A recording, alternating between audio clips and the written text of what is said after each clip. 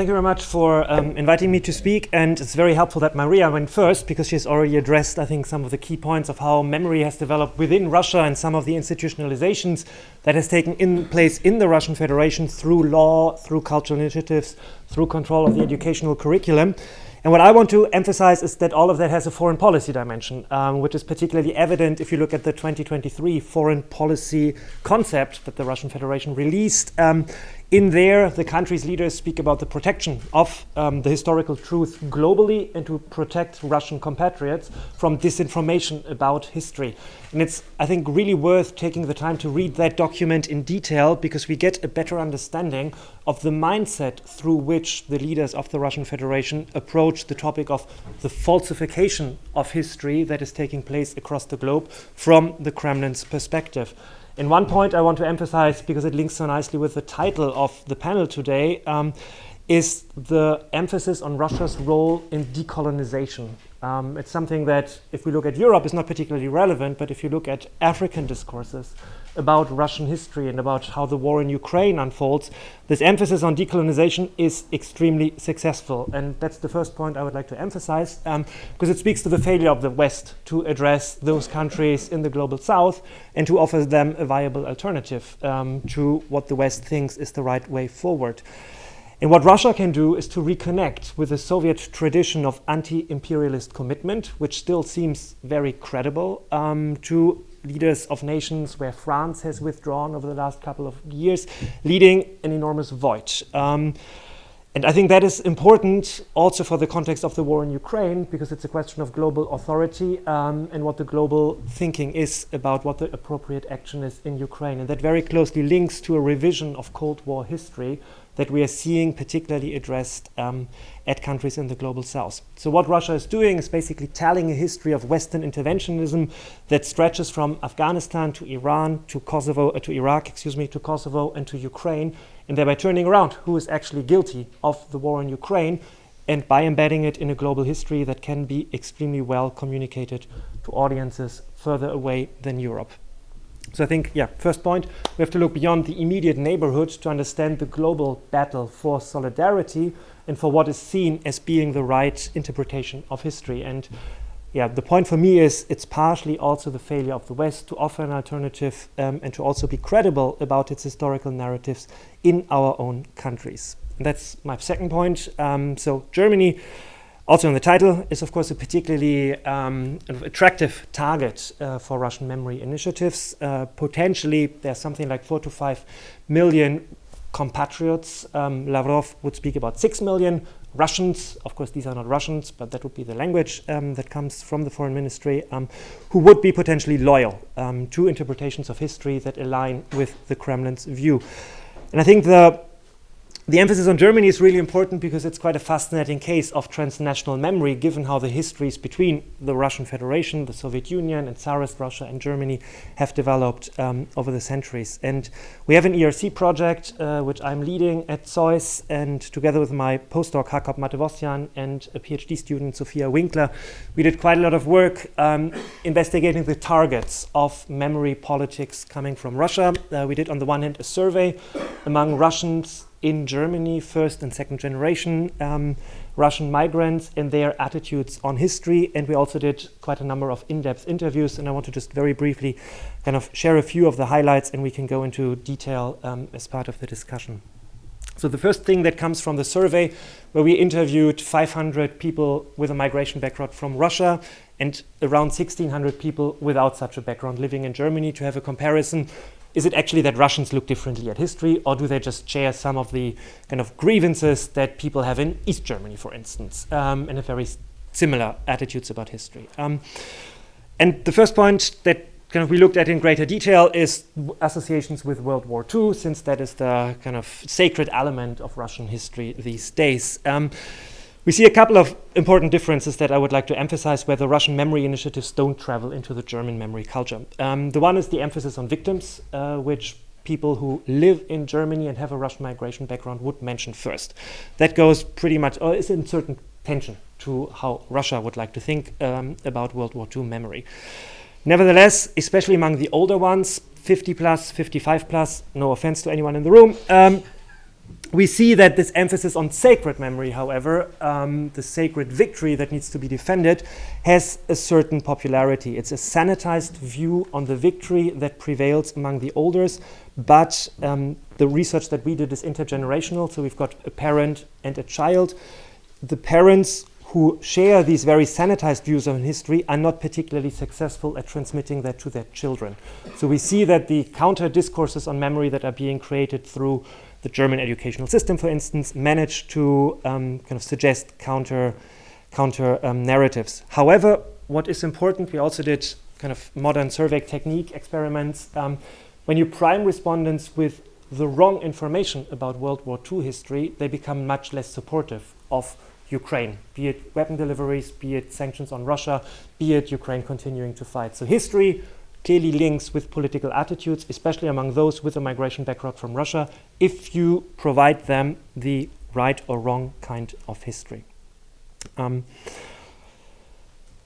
Okay, then let me go to the in-depth interviews very quickly. We've got a few more elements on the surveys, but I know that we are very short on time. So on the in-depth interviews where we spoke with 20 people who have more recently left Russia and 20 people who were socialized in Germany to understand to what extent those two groups differ. And what we did in the interviews, because we're interested in social media and the co-creation of history that challenges Western norms of remembering, how that co-creation of history that takes place through influencers, through history channels, through history documentation that you find on social media, how people relate to that. So we exposed people always to two opposing views on a historical event, such as World War II, and then had a discussion with them about how they respond to these videos, which version they find more convincing. And I think I've mentioned that term a couple of times now. For me, that's really important to think about that spread of Russian memory culture. Very often it's about co-creation. It's not that Russia manages to just control people's brains and hearts, but very often there's a bottom-up dynamic that is part of it. And you can see that in social media, where these initiatives also speak to people, or they're being done by people who hold different kind of grievances in relation to political developments, and who then find an emotional and cultural home in Russia. So the point here, maybe kind of for everyone to take away what comes out in these interviews is that the more distant the event is that we are talking about and that we trigger people with, the more distant the event of the video is, the more likely emotional appropriations of the historical event are to make a difference for their attitudes. So in other words, when there's no lived experience of the event, when there's no credible grandma to talk about it any longer, when the family, in the extended family, is still in Russia, and I as a Russian am in Germany only with my nuclear family. In those cases, emotional propagandistic narratives that string a chord with the Russian version of the event are very successful.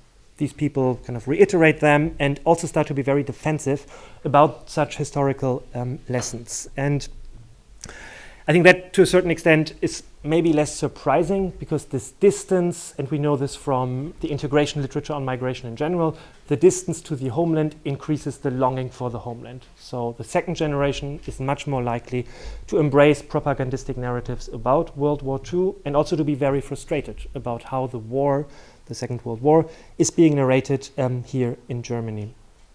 The first generation, so those who more recently left Russia, of course, left for a good reason. They are more likely to be critical, although not all of them. They would reject the instrumentalization of the sacred victory for present-day political abuse, but what they would defend is a culturalist version of Russia. So they would still say, well, but our gender equality is much more advanced than yours in Germany. I'm in Germany now, and I feel like I'm in the 60s in the Soviet Union. So there's a sense of certain Russian cultural values which they would still position on top of that what they experience in the West, even though they reject the institutionalization of history as it takes place in the Russian Federation today. Okay, so these are two snippets of what we did in the ERC project. I'll very briefly return to the kind of larger question of the panel this morning. And the question, well, do authoritarian regimes learn from Russia? And I think the answer is very clearly yes. You can see that with China, you can see that with Turkey most clearly, and you can see that in the success that Russia has with its memory initiatives. And I think the success is ever stronger because democracies, in the way they engage with history, provide a very challenging starting point. I mean, history as an exercise of self-critical reflection of a nation's wrongdoings is not particularly attractive for many people. And we see that, especially in Germany, in the voting behavior, not only in the east of Germany, should be said, but particularly in the east, of course, where young men vote especially for a party on the far right that challenges prevailing historical narratives, and young women vote for a party on the extreme left, which challenges the norms of remembering. So democracies provide a very weak offer at the moment, making it much easier for authoritarian regimes to spread versions of history among their diaspora. And if you kind of broaden the geographical scope, a case that we look at a little bit, or quite a bit, is Canada, where Chinese historical initiatives are absolutely central to how Canadian memory evolves.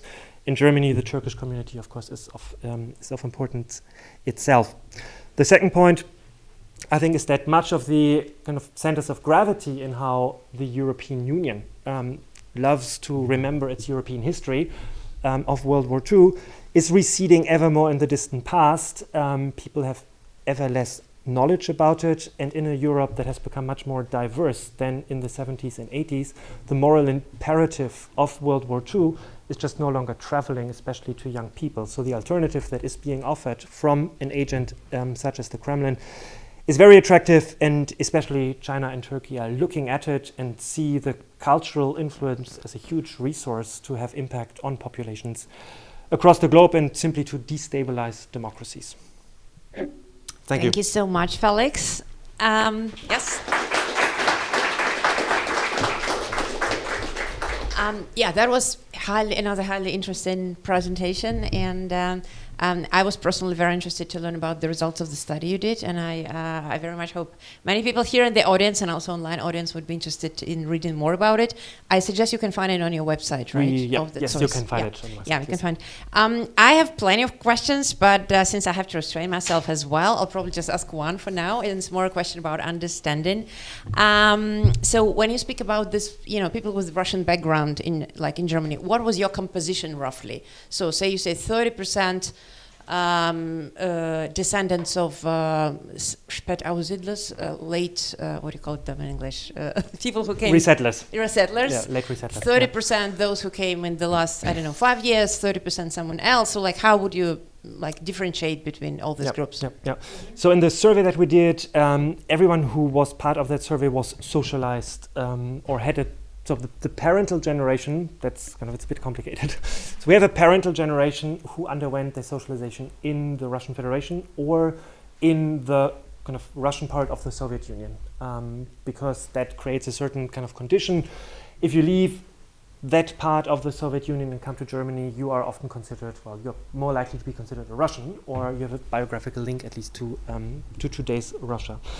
So these parents finished socialization in Russia, full exposure to the authoritarianism back home. Left Russia after they turned 18. That's the kind of measurement, operationalization, because you need a date to select people into or outside of the sample.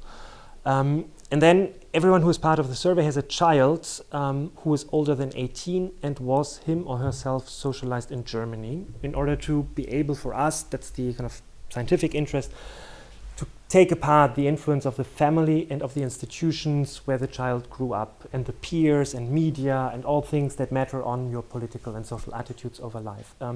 And for primarily ethical reasons, the child was also 18, so had finished socialization in Germany, which means the parent was 39 plus, therefore left the Russian Federation throughout the 1990s or Soviet Russia in the 1980s. A quarter self-identify as late resettlers, and everyone else has kind of different migration trajectories. And I think that's for the survey. Okay. Thank you so much.